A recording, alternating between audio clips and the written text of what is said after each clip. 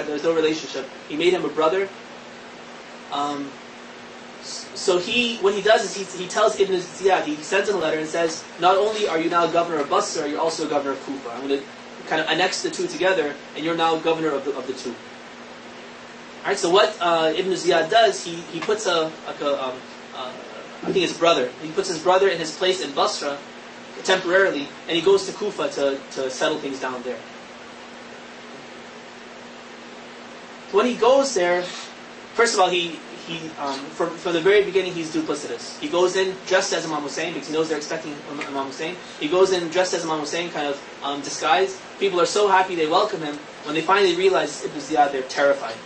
These people have been agitating, they've been writing letters, they've been in constant contact with Muslim ibn Aqil, and now they're really scared. Ibn Ziyad has come, and he's going to wreak havoc in Kufa. So in this time, that's kind of the setting for what's going to happen today. Hani ibn Urwa was the person that Muslim ibn Aqil stayed with after Ibn Ziyad's arrival in Kufa. He was a prominent personality among the Shia of Kufa. He belonged to the clan of Murad from the tribe of Madhij. Madhij is the same tribe that Malik al-Ashtar belonged to as well.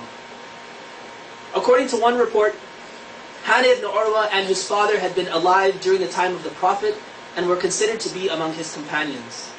Hani was an unfailing supporter of Imam Ali and fought next to him in all three of his wars. At the time of his martyrdom, he was 89 years of age, and some say he was 90-something. It is said that Hani enjoyed a high social status, and he had 4,000 mounted soldiers and 8,000 foot soldiers under his command. Now think of those numbers, and kind of keep that in the back of your mind and see what happens to him at the end. Hani had been instrumental in rallying support for Imam al-Hussein in Kufa. He was one of the people who was motivating people to write letters to Imam Hussein. He allowed Muslim ibn Aqil to use his house as his headquarters, and he supported him faithfully. For this, Hani was arrested by Ibn Ziyad and imprisoned when he refused to hand over Muslim ibn Aqil. I'm going to read a little bit from the Arabic sources about the story of how Hani is captured.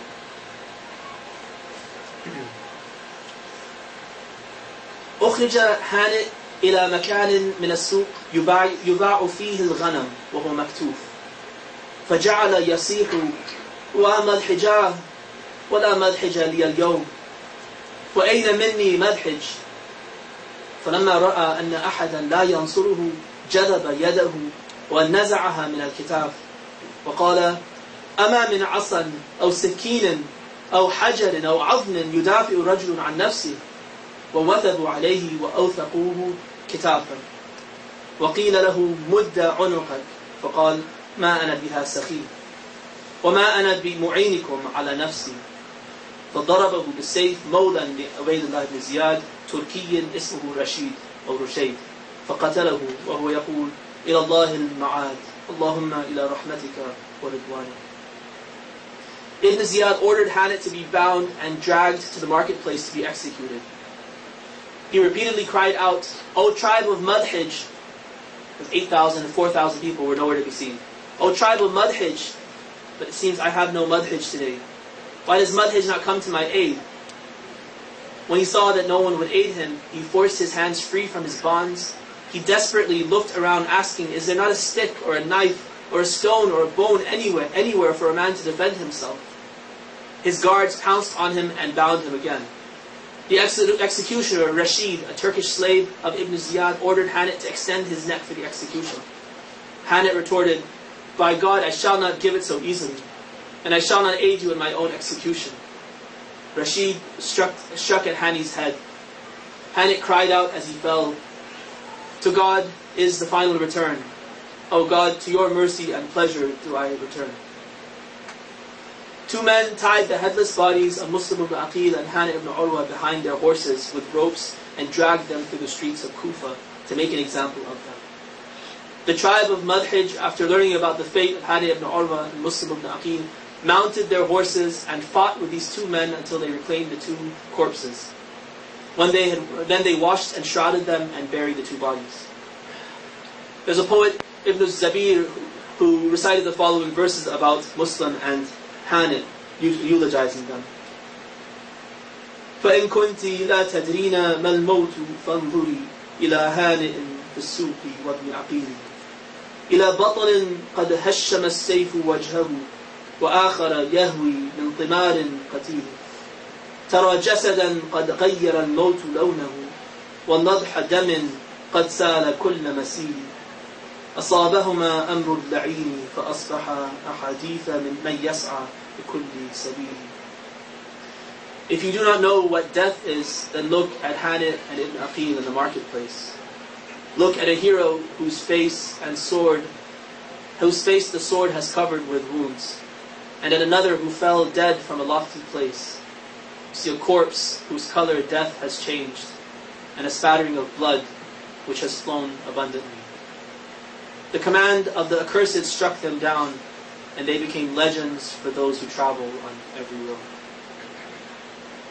السلام عليك يا أبا عبد الله وعلى الأرواح التي حلت بفنائك عليك مني سلام الله أبدا ما بقيت وبقي الليل والنهار ولا جعله الله آخر العهد مني لزيارتكم. السلام على الحسين وعلى علي بن الحسين وعلى أولاد الحسين وعلى أصحاب الحسين. Allah, we ask you to have mercy on us and to forgive us for our sins.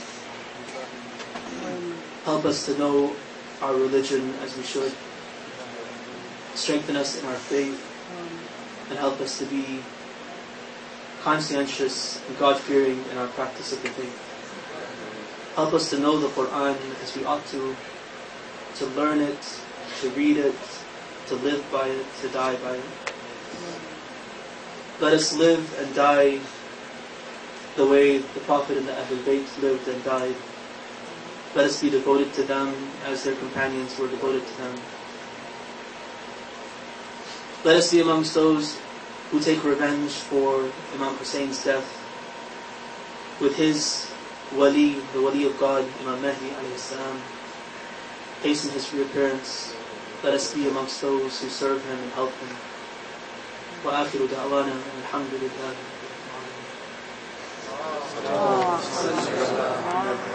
العالمين.